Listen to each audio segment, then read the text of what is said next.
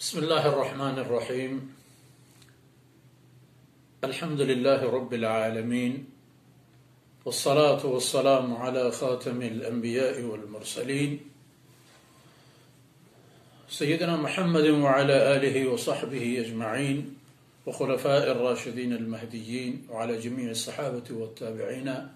ومن تبعهم بإحسان إلى يوم الدين. سبحانك لا علم لنا إلا ما علمتنا إنك أنت العليم الحكيم. رب اشرح لي صدري ويسر لي أمري واحلل عقدة من لساني يفقه قولي واجعل لي وزيرا من أهلي رب زدني علما وارزقني فهما. ثم أما بعد، ما كان محمد أبا أحد من رجالكم ولكن رسول الله وخاتم النبيين. میرے عزیز بھائیوں، میری بیٹیوں، بہنوں، محترم ناظرین، عزیز سامعین، اللہ کی مہربانی اور فضل و کرم سے آپ کے ساتھ ہماری یہ دوسری نشست ہے جو دراصل جناب محمد رسول اللہ صلی اللہ علیہ وسلم کی ختم نبوت کی شان سے متعلق آپ کے ساتھ ہم منعقد کر رہے ہیں، اور میں ذاتی طور پر اپنے ان عزیز بھائیوں کا مشکور و ممنون ہوں جو آپ کے لیے ہمیں یہ موقع دے رہے ہیں. اللہ تعالیٰ انہیں جزائے خیر دے اور ان کی نیکیاں قبول فرمائے، آپ کے حق میں بھی اور میرے لیے اور میرے اور آپ کے والدین اور ہمارے اساتذہ کرام اور جن لوگوں نے ہم پر محنت کی ہے، اللہ تعالیٰ سب کے لیے ان کو صلاح اور صدقہ جاریہ فرمائے. تو عزیز دوستو، میں یہ عرض کر چکا ہوں کہ دراصل دین اسلام کی جو اللہ رب العزت نے ایک ہمیں ڈھانچہ، بنیاد یا ایک دستور العمل یا ایک طرز حیات عنایت فرما دی ہے، اگر اس کے لیے ہم کسی روح کو تلاش کریں تو روح ہے ختم نبوت، یعنی آپ صلی اللہ علیہ وسلم پر، محمد رسول اللہ صلی اللہ علیہ وسلم پر نبوت کا خاتمہ، نبوت کی تکمیل، سلسلہ نبوت کی تکمیل، سلسلہ نبوت کا ختم ہونا. جس طرح کسی خط کو ایک لکھتے لکھتے ہم پھر کسی لفافے میں ڈالتے ہیں، پھر اس کو بند کر دیتے ہیں، پھر اس پر مہر لگتے ہیں، گویا کہ نہ اندر سے کوئی چیز ہم باہر نکال سکتے اور نہ باہر سے مزید کوئی چیز ہم اندر ڈال سکتے ہیں. تو ختم نبوت اسلام میں بالکل بعین ہی اسی طرح ہے. جناب رسول اللہ صلی اللہ علیہ وسلم جب تک کہ حیات طیبہ میں تھے تو معمول یہی تھا کہ آپ صلی اللہ علیہ وسلم پر یہ بھی نئے احکامات بھی آتے تھے اور پرانے احکامات منسوخ بھی ہو جاتے تھے، لیکن آپ صلی اللہ علیہ وسلم کی رحلت کے بعد ختم، سلسلہ وہی ہے جو آپ چھوڑ کے گئے ہیں. تو مزے کی بات یہ ہے کہ اللہ رب العزت نے اس دین کو کامل، روشن اور واضح کر کے جناب رسول اللہ صلی اللہ علیہ وسلم کے ہاتھ میں دے دی، اور اس دین کو لینے، قبول کرنے اور سینے سے لگانے، اپنے آپ کو اس کی قالب میں ڈالنے والے لوگ بھی عنایت فرمائے. حضرات صحابہ کرام کہ جنہوں نے اس دین کا ذرہ ذرہ بھی عمل کر کے دکھا دیا، پھیلا دیا دنیا میں، اور اس کے بقا کی جنگ بھی انہوں نے لڑی. آپ صلی اللہ علیہ وسلم کی رحلت پر فتنے بپا ہوئے، بغاوتیں سر اٹھانے لگی، کسی نے نماز کا انکار کیا، کسی نے زکوٰۃ کا انکار کیا، لیکن آن حضرت صلی اللہ علیہ وسلم نے یہ پیشن گوئی فرمائی تھی کہ میری امت میں کچھ دجال اور جھوٹے لوگ آئیں گے، اور ان میں سے مفہوم حدیث شریف کا تمام کتب میں موجود ہے، بخاری شریف، مسلم اور تمام یعنی صحاح میں، کہ آپ نے فرمایا کہ ان میں ہر ایک یہی دعویٰ کرتا ہے کہ میں نبی ہوں برحق، حالانکہ یہ سب جھوٹے ہوں گے. دجالون فرمایا اور کذابون بھی فرمایا. فریب دینے والے لوگ ہوں گے یہ، اور جھوٹے بھی ہوں گے، لوگوں کو دھوکہ دیں گے. اب ان میں مسیلمہ کذاب اور اس کے ساتھ ساتھ اسی زمانے کے قرب و جوار میں اسود عنسی نامی کوئی دوسرا جھوٹا، وہ اس حالت میں اپنے آپ کو دنیا میں، اپنی اقوام میں، اپنے ایریا میں پیش کر گئے کہ ابھی رسول اللہ صلی اللہ علیہ وسلم کی زندگی کے مبارک لمحات میں کچھ ایام باقی بھی تھے.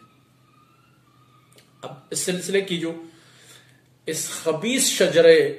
خبیثہ جو اگر ہم کہہ دیں، یہ گندی اور پلید مٹی کا آغاز ہوتا ہے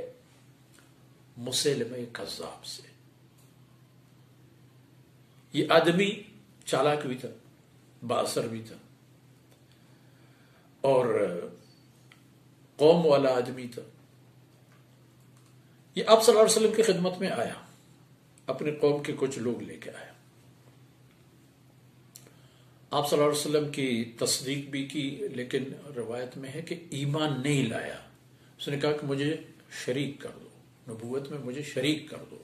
اپنے بعد کے معاملات میں مجھے اختیارات دے دو. آپ نے فرمایا کہ ایک تنکا بھی نہیں دوں گا. خیر،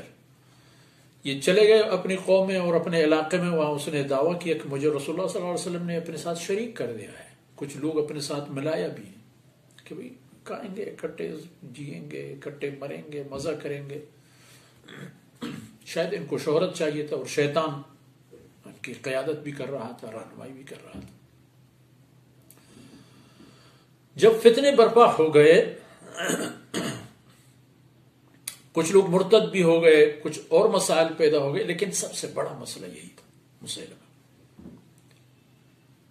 اور اس نے اتنی جڑ پکڑ لی، اتنا تناور ہو گیا کہ آگے چل کر اس نے آن حضرت صلی اللہ علیہ وسلم کے تمام جو وہاں مقامی لوگ تھے، مسلمان تھے، اہل ایمان تھے، آپ صلی اللہ علیہ وسلم کی جو مقامی زعماء تھے، آپ کے والی حضرات تھے، آپ کے مبعوث اور وفود تھے، سب کو علاقے سے بے دخل کر دیا. سب اختیارات اپنے ہاتھ میں لے لیے. پھر سیدنا ابو بکر صدیق رضی اللہ عنہ نے اللہ کی فضل سے، یہی ابو بکر جو آن حضرت صلی اللہ علیہ وسلم نے فرمایا ارحم امتی بے امتی، میری امت کے لیے سب سے زیادہ رحم اور شفقت والا، میری امت میں امت کے لیے شفقت اور رحم کرنے والوں میں ابو بکر سے بڑھ کر کوئی نہیں. یہی شفیق اور نرم ابو بکر اتنے سخت ہو گئے کہ انہوں نے بالآخر مسیلمہ کے خلاف لشکر کشی کر دی. اب یہ آدمی طاقتور ہو چکا تھا، کافی لشکر بھی اس کے پاس تھا. پہلا لشکر حضرت اکرمہ ابن ابی جہل کے ذریعے. اب اکرمہ اللہ نے ایمان کی دولت سے نوازا، اور ابو جہل کے نام سے تو خیر ان کا ابا وہی جو بدر میں جہنم رسید ہو گیا. آپ صلی اللہ علیہ وسلم کے فرمائش کے مطابق جنہوں نے فرمایا تھا کہ اس امت کا فرعون ابو جہل ہے، لیکن اللہ نے اکرمہ کو دولت ایمان سے مالا مال فرمایا، اور آپ صلی اللہ علیہ وسلم کا خادم بن گیا دل و جان سے، اور اسلام کا شیدائی بن گیا. اسلام کے لیے جان مال کسی چیز کا پرواہ نہیں کیا. اکرمہ ابن ابی جہل کی قیادت میں پہلی لڑائی لڑی گئی، لیکن اتفاق سے مسیلمہ جیت گیا. کچھ صحابہ شہید ہوئے، کچھ ادھر ادھر ہوئے. پھر شرحبیل ابن حسن رضی اللہ عنہ کی قیادت میں ایک اور قافلہ، ایک اور جنگی لشکر، اس میں بھی مسلمانوں کو فتح نہیں ہوئی. پر سیدنا صدیق اکبر رضی اللہ عنہ نے حضرت خالد ابن ولید کو، جو کسی اور محاذ میں تھے، فوراً حکم دیا کہ وہیں جاؤ، یمامہ جاؤ. اس طرف مسیلمہ کے پاس 40,000 لشکر جرار، اور یہاں مسلمانوں کی طرف 13,000. اللہ کے حکم سے ایک مضبوط لڑائی لڑی گئی کہ ابھی تو خیر شاید اس نشست میں زیادہ وقت نہ ہو، بات انشاءاللہ تفصیل سے آگے بڑھائیں گے۔ پھر یہ ہوا کہ گھمسان کی بدترین لڑائی اللہ نے اس لڑائی میں مسیلمہ کو شکست دے دی۔ عاقبت یہاں پر بات آ کر رک گئی کہ مسیلمہ کے لشکر جو 40,000 تھے، ان میں 21,000 لوگ تحت دیغ ہو گئے۔ فرق دیکھیے سبحان اللہ، تمام جنگوں میں، چاہے آن حضرت صلی اللہ علیہ وسلم کی قیادت میں، چاہے وہ سرایا جو جناب رسول اللہ صلی اللہ علیہ وسلم نے صحابہ کرام کو کچھ چھوٹے موٹے دستے دے کے لڑائیوں کے لیے بھیجے، یا آپ صلی اللہ علیہ وسلم کے بعد کی یہ جنگ دیکھیں، جنگ یمامہ تو بہت بعد کی ہے، آپ صلی اللہ علیہ وسلم کے انتقال کے بعد اور سیدنا صدیق اکبر رضی اللہ عنہ کے دور خلافت۔ لیکن یہاں بھی اقلیت کو اللہ رب العزت نے اکثریت پر ایسی فتح دے دی کہ اس طرف 21,000 لوگ اور مسلمانوں کی طرف سے یہی کوئی 500 سے 600 کے لوگ لگ بھگ شہید ہو گئے اور فتنہ ختم ہو گیا۔ اور اس دن سے لے کر ہمیشہ کے لیے اس امت میں یہ بات ٹھہر گئی کہ ختم نبوت سے متعلق ہمیشہ چوکنا رہنا چاہیے۔ ایک بات بتا دوں، اور وہ بات یہ ہے کہ دراصل ختم نبوت میں اس یعنی منصب کو جو اللہ رب العزت نے جناب محمد رسول اللہ صلی اللہ علیہ وسلم کو عنایت فرما دی ہے، بذات خود اس میں یہ خاصیت ہے کہ اس امت کا ہر فرد جو کلمہ گو ہے، کلمہ اسلام پڑھنے والا ہے، چاہے فاسق ہے، فاجر ہے، حرام خور ہے، بدعمل ہے، جو ہے جیسا ہے، ختم نبوت کی جو خاصیت ہے اس نسبت کی بنیاد پر یہ ہمیشہ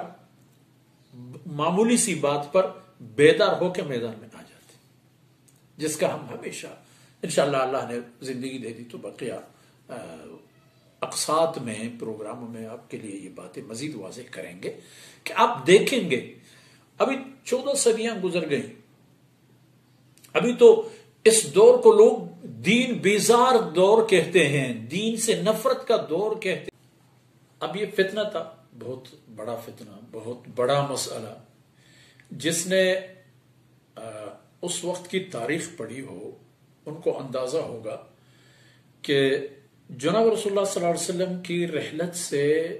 ایسا لگ رہا تھا کہ آپ صلی اللہ علیہ وسلم نے جو ہدیہ دنیا کو دے دی ہے پتہ نہیں اس کا کیا ہوگا۔ لیکن دیکھیے اللہ رب العزت نے جناب صدیق اکبر رضی اللہ عنہ اور حضرات خلفائے راشدین جو اس زمانے میں آپ کے سپاہی تھے، آپ کے وزراء تھے، آپ کے مشیرین تھے، پھر دیکھیں بدرین اور مہاجرین حضرات کو اللہ تعالیٰ ان سے راضی ہو جائے، وہ بھی آپ کے آس پاس تھے، آپ کے دایاں بایاں موجود تھے۔ حضرات انصار کو دیکھیے رضوان اللہ علیہ مجمعین، وہ بھی ہمیشہ سر بکف تیار اور بس اشارے کے منتظر ہوا کرتے تھے۔ سیدنا صدیق اکبر رضی اللہ عنہ کو یہ مشورہ دے دیا گیا کہ نرمی اختیار کریں، اور مخصوصاً یہ بات حضرت عمر رضی اللہ عنہ نے ان سے کہا، تو غصے میں آ کے کہنے لگے عمر تمہیں کیا ہوا ہے، تم تو آپ صلی اللہ علیہ وسلم کے اس فرمان کو بھول گئے ہو کہ دین اسلام کے معاملات میں سخت ترین فرد عمر ہے، اللہ کے معاملات میں سخت ترین، اشدہم فی امر اللہ، تو تمہیں کیا ہو گیا؟ تو بس عمر بھی چھپ ہو گئے، عثمان بھی چھپ ہو گئے، علی بھی چھپ ہو گئے، سب منتظر فرمان ہو گئے۔ تو چونکہ بات یہ منکرین ختم نبوت سے متعلق ہے اور مسلمہ کذاب جو اس سلسلے کا بانی ہے، دراصل ہمیں ان کے کارنامے بیان کرنے نہیں ہیں، ان کی جو خباثت تھی اس پر چند ایک باتیں اور نتیجہ۔ مثال کے طور پر یہ مدعی تھا کہ میں رسول ہوں، اب رسول کے پاس معجزہ ہونا چاہیے۔ آن حضرت صلی اللہ علیہ وسلم کے پاس بات پہنچی کہ بھئی ہم جس سفر میں ہیں یہاں کہ چھوٹا سا کنواں ہے، کم پانی ہے، پانی بھی اسی طرح کسی برتن سے اٹھا کے ہم برتنوں میں ڈال چکے ہیں، پانی ختم ہو گئے، آپ صلی اللہ علیہ وسلم نے کچھ لعاب دہن اس میں ڈال دیا تو پانی اتنا جوش مارا ہوا اوپر آیا کہ بہت آسانی کے ساتھ لوگ پانی لے گئے، پی گئے، اپنے حیوانات کو بھی پلا دیا۔ اب مسلمہ سے بھی یہی کہا گیا کہ اب بھی اسی طرح کریں، آپ تو پیغمبری کے جب دعوے دار ہیں، کوئی معجزہ تو دکھا دینا۔ تو اس نے ایک کنواں میں اسی طرح اپنے پلید پانی ڈال دیا اپنے منہ سے، اتفاق سے وہ کنواں خشک ہو گیا۔ کسی بچے کے سر پر ہاتھ پھیر دیا، وہ بچہ گنجا ہو گیا۔ اسی طرح کسی بھی معاملے میں جو اپنے آپ کو بطور معجزہ پیش کرنا چاہتا تھا الٹا ہو جاتا تھا معاملہ، چونکہ غلط تھا۔ اور دراصل رسول جو ہوتے ہیں ان کو اللہ کی طرف سے باقاعدہ مدد ساتھ ہوتا ہے، اور ہر دور کے نبی کے رفقا اس کے شاہد اور گواہ ہوتے ہیں۔ اب جب محمد رسول اللہ صلی اللہ علیہ وسلم کی بات تھی تو آپ صلی اللہ علیہ وسلم لمحہ لمحہ اللہ کی طرف سے ان کی تائید ہوتی تھی۔ بقول ہمارے بزرگوار علامہ سید علی میاں رحمہ اللہ کے النبی المؤید المظفر، وہ رسول جو ہمیشہ اللہ کی طرف سے اس کی تائید ہوتی تھی اور اس کی مدد اور نصرت بھی ہوا کرتی۔ اب جب آپ صلی اللہ علیہ وسلم نہیں تھے تو یہی خاصیتیں آپ کی ان خلفاء کے حصے میں آ گئے کہ جو آپ کے مشن کو زندہ تابندہ رکھ رہے تھے۔ انہوں نے دوبارہ وہی کیا، تمام بکھرے ہوئے چیزوں کو اکٹھا کیا، یعنی وہی حالت میں دین اسلام کی تمام حاکمیت، عقیدہ کے حوالے پر تعارف، تسلط اور اعمال کی ادائیگی جس شکل میں جناب رسول اللہ صلی اللہ علیہ وسلم چھوڑ کے دنیا سے تشریف لے گئے تھے، جو جناب رسول اللہ صلی اللہ علیہ وسلم چھوڑ کے دنیا سے تشریف لے گئے تھے، من وعن وہی لا کے ابو بکر صدیق رضی اللہ عنہ نے اس امت پر احسان کیا، اور پھر الحمدللہ کوئی اور فتنہ تو خیر نہیں اٹھا۔ یہی بات ہو گئی کہ کبھی کبھار کوئی مدعی نبوت کڑا ہوتا۔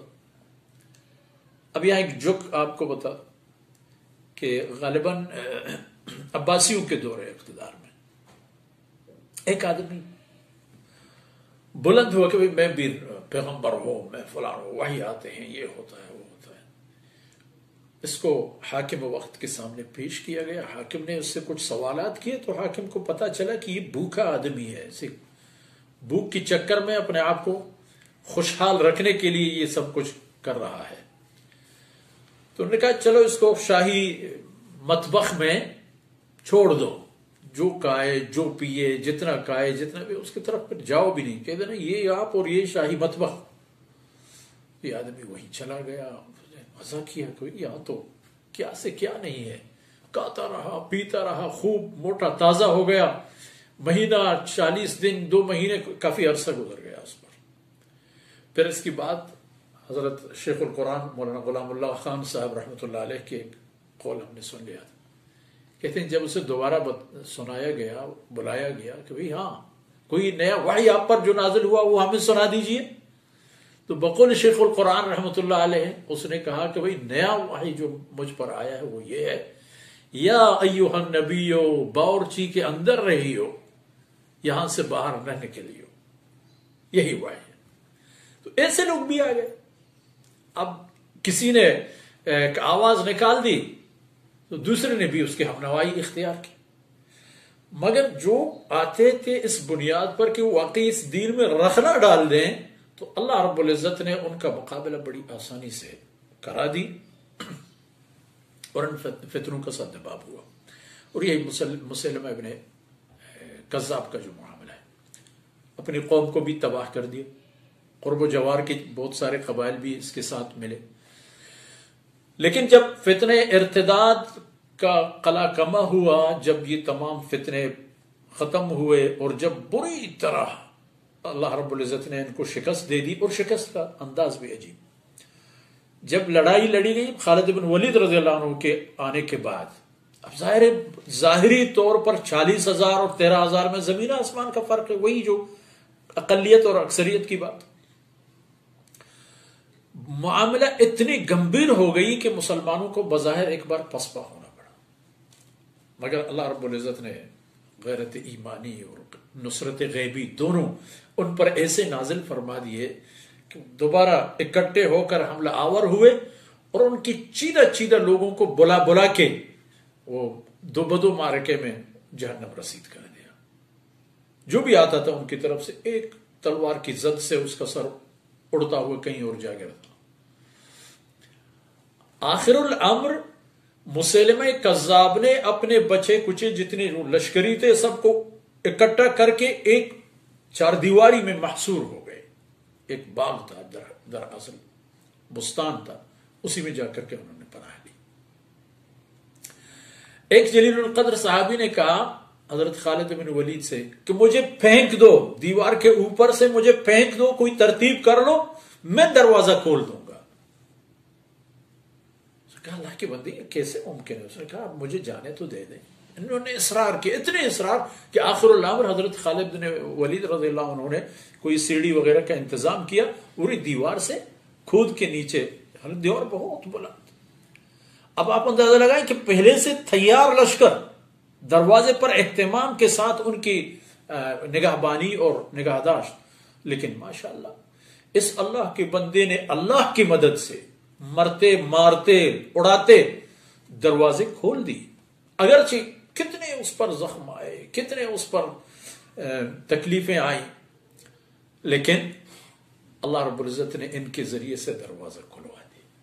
بس اتنی دیر تھی، مسلمانوں نے یرغال کر دی اور بچے کچھ لوگ بھی مارے گئے، کچھ بھاگ گئے. مسلمہ بھی بھاگ رہا تھا، مگر وہی وحشی جس نے حضرت حمزہ رضی اللہ عنہ کو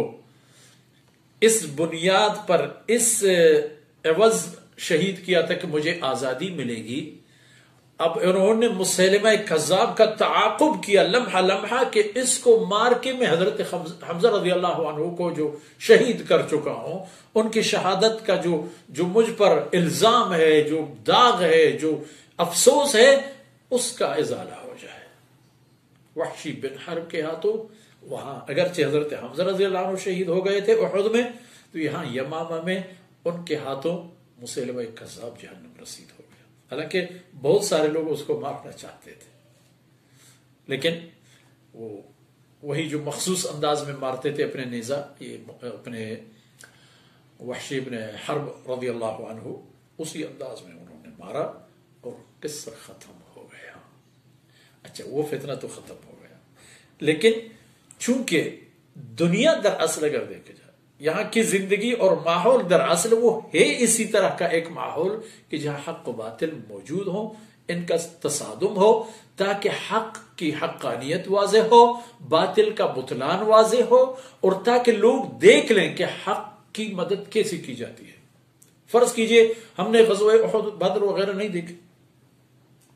ہم نے ان غزوات کو نہیں دیکھا کہ اللہ رب العزت نے اپنے رسول کی کس طرح مدد فرمائی. آپ خود میدان میں آ جائیں، اب بھی اللہ کا یہ فرمان صادق آتا ہے میدان میں آنے والے ہر فرد کے لیے کہ ان تنصر اللہ ینصرکم، اللہ کی مدد کے لیے جب چل پڑو گے تو اللہ کی مدد تمہارے ساتھ ہوگی. یہ نوبت آ جائے گی، اور یہی نوبت آ گیا. اللہ کی مہربانی سے وہ فتنہ سرکوب ہو گیا، اور پھر الحمدللہ جتنے لوگ تھے ان میں ایک دو عرض کر دوں، ایک دو نکتہ.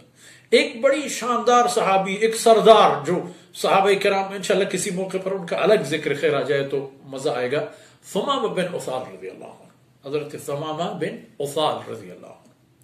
یہ مسیلمہ کذاب کی قوم سے متعلق تھے، اسی ایریا کے آدمی تھے، بڑے جانباز تھے. یہ بھی اسی جنگ میں لڑتے لڑتے اپنی قوم کے ساتھ بھی، اپنے مسیلمہ کذاب کے ساتھ بھی جان کی بازی اور قربانی سب اس نے دے دی. اور قوم کے بقیہ لوگ انہوں نے خیر اور عافیت اسی میں دیکھ لی کہ بھئی ہمارا رسول اگر سچا ہوتا، اگر واقعی ایسی کوئی بات ہوتی تو یہ ہماری حالت نہ ہوتی. پھر انہوں نے دوبارہ اپنے آپ کو منظم کیا، پھر توبہ کیا، پھر خلافت اسلامی کے مرکز میں حاضر ہوئے مدینہ منورہ میں آ کر کے، اپنی تمام کوتاہیوں کا انہوں نے اعتراف کیا اور صدق دل سے مسلمان ہو کر ہمیشہ کے لیے اسلام کے دل دادا اور گرویدہ ہو گئے۔ اور یوں مسیلمہ کذاب کا جو قصہ تھا وہ بھی ختم ہو گیا۔ اور الحمدللہ مختصر سی بات تھی، لیکن آج امید ہے کہ انشاءاللہ اس موضوع پر چند ایک باتیں ہم نے عرض کر دی اور آپ حضرات کے اور خواتین کی، ہماری ماں بہنوں کے کام آئیں گی، اور انشاءاللہ دوسرے نشست میں انشاءاللہ کسی اور اس سلسلے کی کسی کڑی پر بات کریں گے۔ اللہ تعالیٰ مجھے اور آپ کو عمل کی توفیق سے نوازے، ہر فتنوں سے اللہ رب العزت ہماری حفاظت فرمائے، اور امت مسلمہ پر اللہ کی خاص رحمتیں ہوں۔ وصلی اللہ علیہ سیدنا محمد وعلی آلہ وصحبہ